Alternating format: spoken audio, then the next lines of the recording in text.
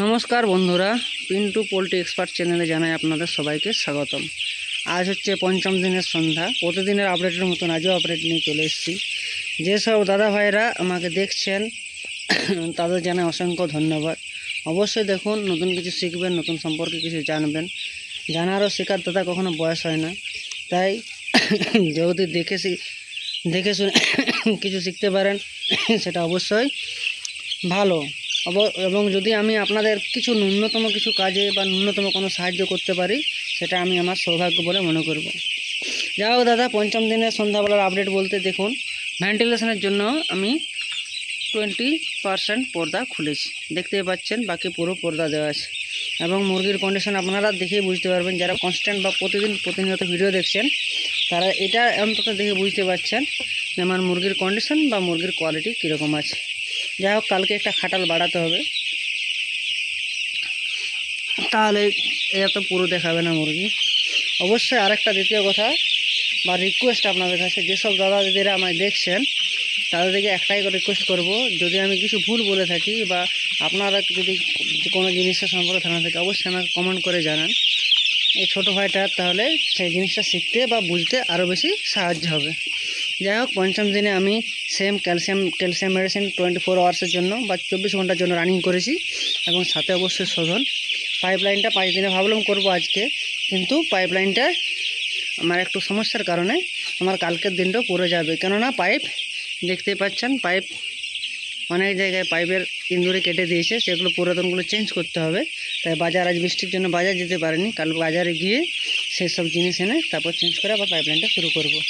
অনেকে হয়তো ভাববেন যে ভিডিও করছে একটা পুরনো ভাঙাচোরা ফার্ম।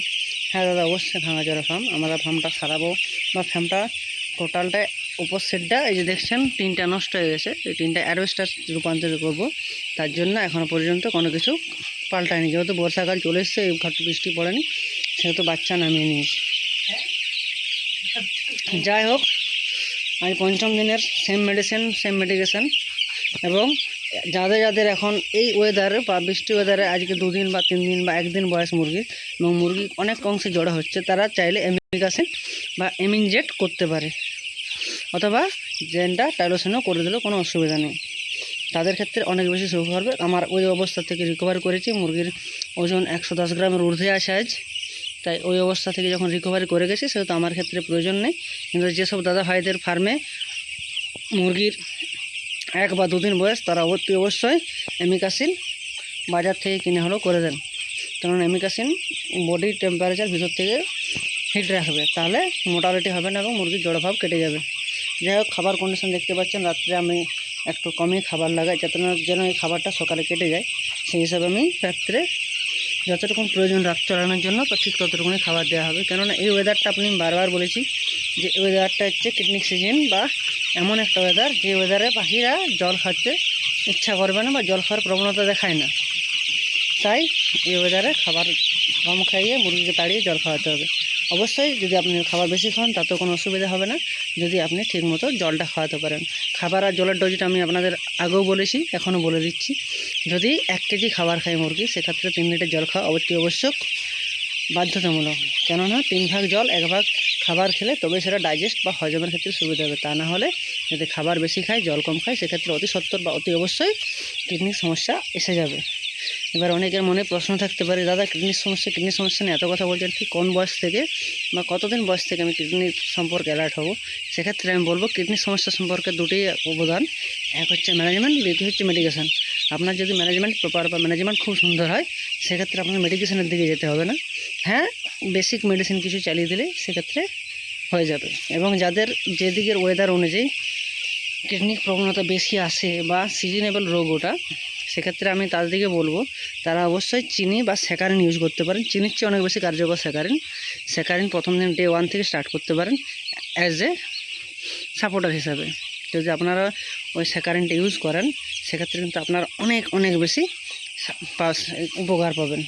এবং দ্বিতীয় কথা, এই সময় যারা জলে ফটকারি ইউজ করেন, সে সময় এই ফটকারিটা ইউজ করবেন না। কেননা জলের পিএইচ এখন ওঠানামা হয়। আর ফটকারি ইউজের অনেক রকম ধরন আছে, অনেকে অনেক রকমভাবে করেন। যেমন অনেকেই 10 মিনিট বা 15 মিনিট ফটকারিতে দড়ি বেঁধে বা মশারির সাথে বেঁধে ফটকারি ব্যবহার করেন, ওই রকম নিয়ম না ফটকারি ব্যবহার করা। ফটকারি ব্যবহার করার আরও উন্নত নিয়ম হচ্ছে, যে সময় আপনার ট্যাঙ্ক বা হোল্ডিং ট্যাঙ্ক যেটা লোড করছেন, সেই যতটুকু জল লোডের সময় সেই জায়গায় বেঁধে যেমন ওই ফটকারির উপর থেকে জলটা বয়ে যায়, তাহলে সেক্ষেত্রে ফটকারি কার্যকর হবে। কিন্তু এই ওয়েদারে যদি আপনি ওই 10 মিনিট বা 12 মিনিট ভিজিয়ে রেখে মনে করেন যে ফটকারি কার্যকর হবে, সেক্ষেত্রে দাদা ফটকারির কাজ আসবে না। তাই আপনাদেরকে বারবার বলছি, এখন এই ওয়েদারে ফটকারি ইউজ করবেন না। এই ওয়েদারে আপনি চাইলে দুধ বা ভিনিগার ইউজ করতে পারেন 4 দিন বা 5 দিন বয়স থেকে, তাহলে আপনার যে ইকোলে আসার চান্সটা বা প্রবণতাটা থাকে সেটা আর থাকবে না। এরপর বলি খাবার খাওয়ার ব্যাপারটা। আপনারা এই যে সময় প্রথম 7 দিন বা প্রথম 10 দিন বাচ্চার খাবার হয়, তারপর খাবার চেঞ্জ হয়েছে। কোম্পানি চাষ করুন বা নিজস্ব চাষ করুন, প্রতি ক্ষেত্রে খাবার চেঞ্জ হয়। প্রথম খাবারটা পিবিএস বা প্রি স্টার্টার বলা হয়, দ্বিতীয় খাবারটা BS1 পয়লা স্টার্টার বলা হয়। তো সেক্ষেত্রে আপনাকে বলবো যে পিবিএস এবং BS1 খাবার সবসময় মিশিয়ে দেবেন। প্রথম দিন চেষ্টা করবেন যে 75% পিবিএস আর 25% BS1 দেওয়ার, দ্বিতীয় দিন 50-50, তৃতীয় দিন 70-25 এবং লাস্ট দিনে 100% BS1 ইউজ করবেন। এই প্রতিটা জিনিস গুরুত্বপূর্ণভাবে ব্যবহার করলে, আপনারা যদি ঠিকঠাকভাবে মেনটেন ব্যবহার করেন, আপনার মুরগির কোনো রোগ হবে না, মানে মেনটেন্স খুব ঠিক থাকবে। এবং আপনার মেনটেন্স যদি ঠিক থাকে, আপনার মুরগির ডেগেন ভালো দেবে, FCR ভালো দেবে এবং একটা উন্নত পর্যায়ে রেজাল্ট হবে। আপনারা অনেকেই জানেন, যারা মুরগির সাথে যুক্ত আছেন বা যুক্ত হতে চাইছেন তারাও জানতে পারবেন, কিন্তু যারা এখন যুক্ত আছেন তারা অবশ্যই জানবেন যে FCR-এর প্রভাব কী, ডেগেনের প্রভাব কী। এই সময় মূলত 55, 60, জোর 65 ডেগেনের বেশি কারো ফার্মে ডেগেন দিতে চায় না।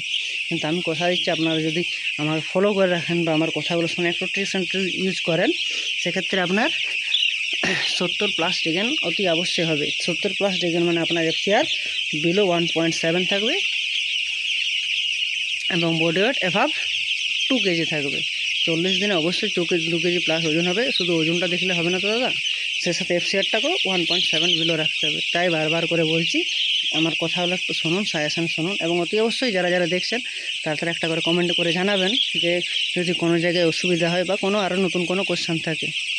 যাই হোক, কালকে আশা করি আপনাদের আরও নতুন কিছু দেখাতে পারবো। যা আজের মতন শুভরাত্রি, ভালো থাকুন, সুস্থ থাকুন, টাটা।